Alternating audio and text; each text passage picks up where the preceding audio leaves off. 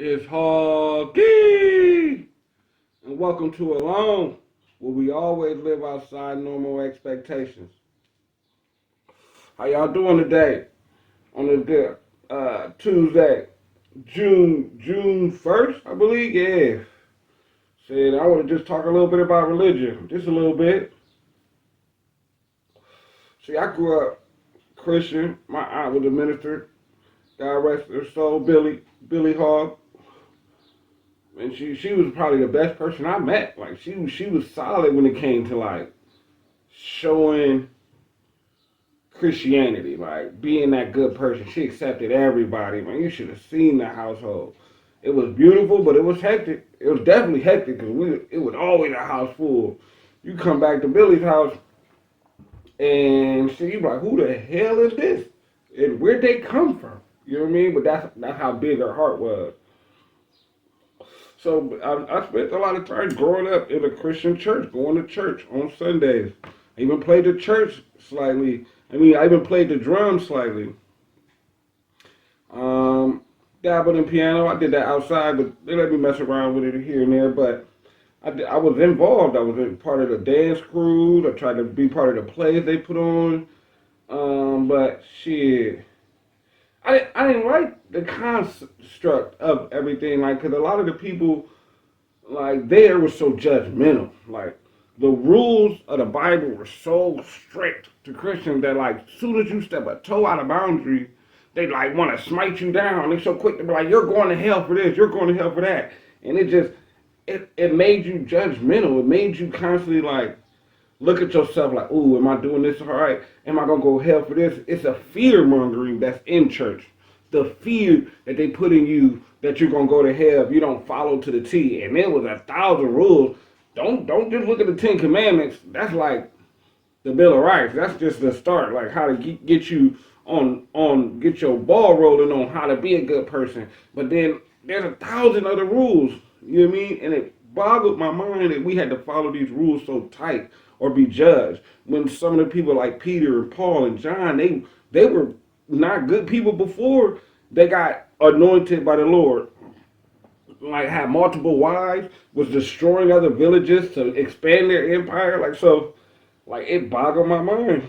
And like one day, just for an example, like some of the why I kind of like why Christians kind of I'm put off by it. Like so when I was younger, probably like 13, 14, I'm walking home with a bag of groceries that I went to the store to get for my mom. My mom sent me to the store to get some stuff. I'm on my way back. Pull up beside me, dude from the church. Now I see him. I remember this guy from church. I remember some of his testimonies. I mean, heartfelt testimonies. Like to where you like, damn, you didn't overcame and now you following the Lord. Man, that's inspiring. So I get in the car.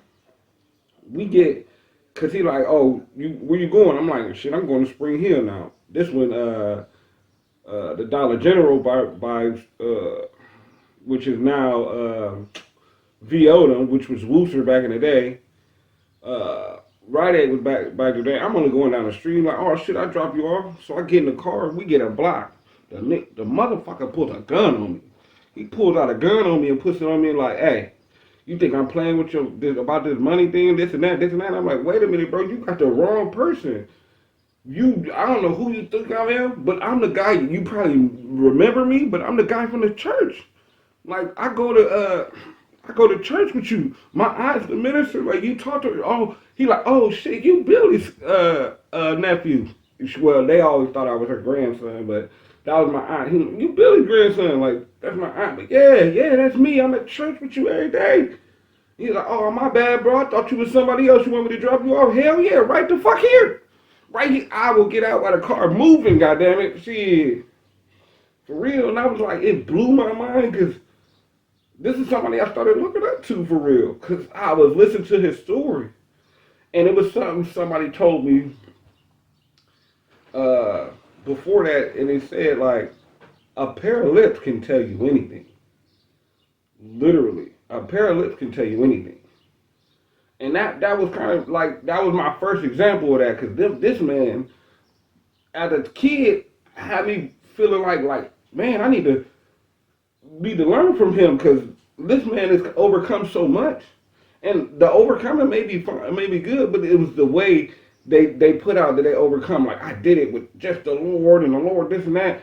And another thing, like, I get in a lot of arguments because I went through a lot growing up with my mom. She had me older, and she did a lot with sickness. So a lot of times we didn't know what was going to happen with her when it came to sickness, and I would be mad.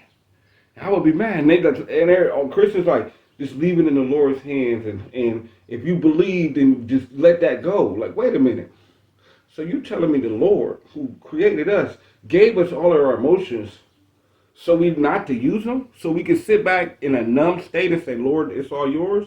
No, we should initially be allowed to have these feelings. Of course, we're going to come back and come to and say, like, okay, Lord, Most High, I know it's something behind this. Let's learn the lessons from it. And today, on my way home, I ran into an Israelite. And now, I like a lot of the stuff that they kind of be putting out there, trying to, but I don't like their approach. Is so aggressive with their shit, like, so pushy. It's like, you gotta know this, you need to know this, and if you don't know it, you're doomed. Like, wait a minute. I don't think it's that. Like, that's still to me, that's still a fear mongering type of thing. Like, I'm gonna put the fear in you that if you don't hurry up and adjust your life to this, that you're doomed tomorrow or the next day. Yes, we don't know when our time is ended, but I don't think that's how, like, it's meant to go. When he kind of telling me how, like, cause I'm explaining to him, like, I got a podcast and we talk about a lot of stuff. I'm a single dad and this and that. I take care of not only my son but his sister and another son that lives with us, and that's just how my family built. I'm built like that. I don't want none of my black men or any of these young people out here to just feel like they ain't got nobody to come to. Like, all of my kids know I'm here. You know what I mean? Regardless of what the situation is.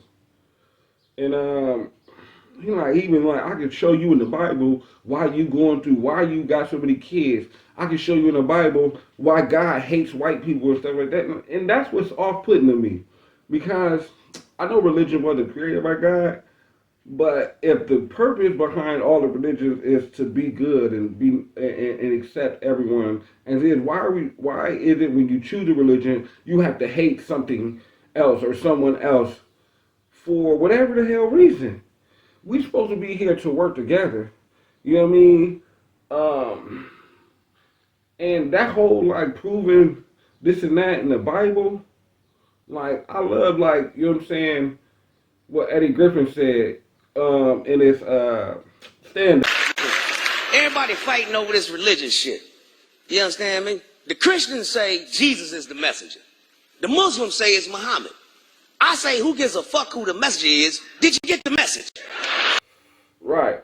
Now, did you get the motherfucking message for real? You know what I mean? Because in my mind, and what I've been seeing is that if you go through the Bible, you can validate everything. You can validate murder, rape, incest, kidnapping, stealing. You can validate every mindset that you can think of can be validated in the Bible. Somebody prove me wrong. So I'm telling you, there's verses on top of verses that give you, like, even for reasons to like take out your child. Like, this, like, I'm telling you, like, it's so back and forth and be good, but these people were evil and chosen. I mean, I know the concept behind it. Some people teach because churches is all based off of interpretation. They go through some kind of learning experiences to get to where they at, but in the end, the way that they teach the congregation is based off of their interpretation, what they learned from what they read. Can I go through the same thing? Can I go through not just that book, but other literature to find? Because I don't consider myself a Christian, a Catholic, Israelite. I consider myself a spiritualite. Because I'm about the spirit of who I am, the good that I put out, the positive or negative that's coming from who I am. Because I do believe that there is a Most High, because there is a designated design to most of the creations on earth. We all here for a reason. we all play a part in each other's life, even as humans, even from animals to insects to ocean creatures. We all here to kind of benefit and be positive off of each other, so our vibrations can all rise to the ascension rate to where we can be in his essence. Like if you say the Most High, the journey to be in His essence, to be in His power. Like everybody say, like going to heaven. I think heaven is finding your peace and your purpose through the persistence of learning through the lessons of life. Because once you do that, then you can really benefit the earth and the world how you were meant to benefit it. Not just to make a couple of dollars, not to buy cars and have flashy jewelry. Like that is not the purpose. What are you teaching anybody by that? And I got another episode coming real soon about money because I'm a proprietor that I don't like it. I don't like the way we perceive it and how we put so much status on it. Because when we find inner peace, that's where the wealth, that's where the riches come from. When you find that part of you that you can cling on to, it makes you feel like you're just as powerful as a God. Like they say, we're made in His image and His essence is in us. So yes, you know what I mean? I do believe that there is a person, there's an entity up there that's looking out for us, that helps us sway and gives us the lessons we need particularly. You know what I mean? Because you always ask, why do certain people go through this? Why do certain people go through that? Why do you worry about what they go through? Because what they going through is not what you're going through, and or how you're going to go through if you do it. You know what I mean? So it's about finding peace in your purpose, because your purpose is not to just survive. Just if that was the case, why didn't He make you a plant? Not much work. You know what I'm saying? They're a living organism, but they just there to do a job. Why not just give us instincts and be cool with that? It's the reason we have emotions. It's the reason we have the mind, the cognitive mind, to research and look into, because we're not supposed to allow people to just tell us what it is and we go off that. And that's what religion tells us. Don't ask questions. You don't question God. Okay, can I question myself to find out how I get to Him? Because everything He does is right. Yes, that's true.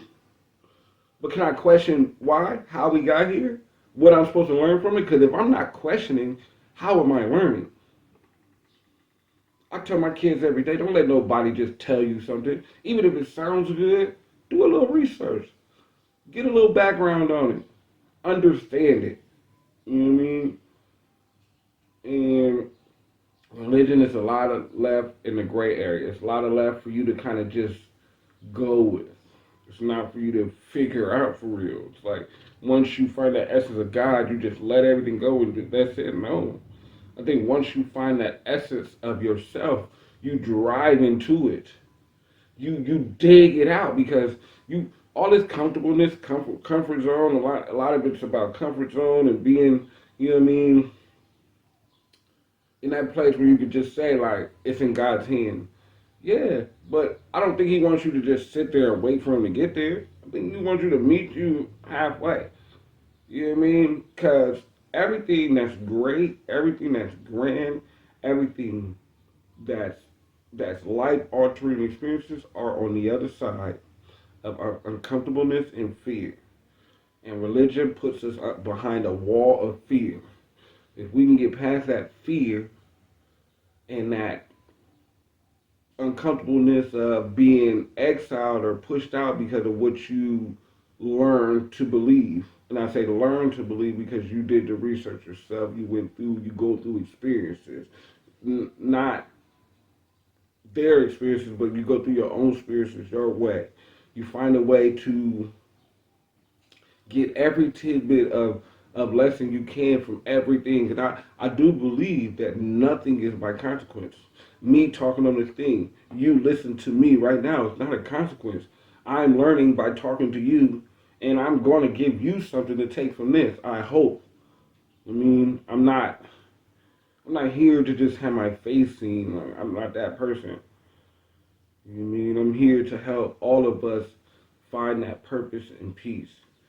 And I'm gonna be persistent. I just want to throw that out there, man. I want to hear what y'all kind of believe in y'all religions. Give me y'all point of views on how you feel is the best way to reach the next level, the higher essence of life in itself. You know what I mean?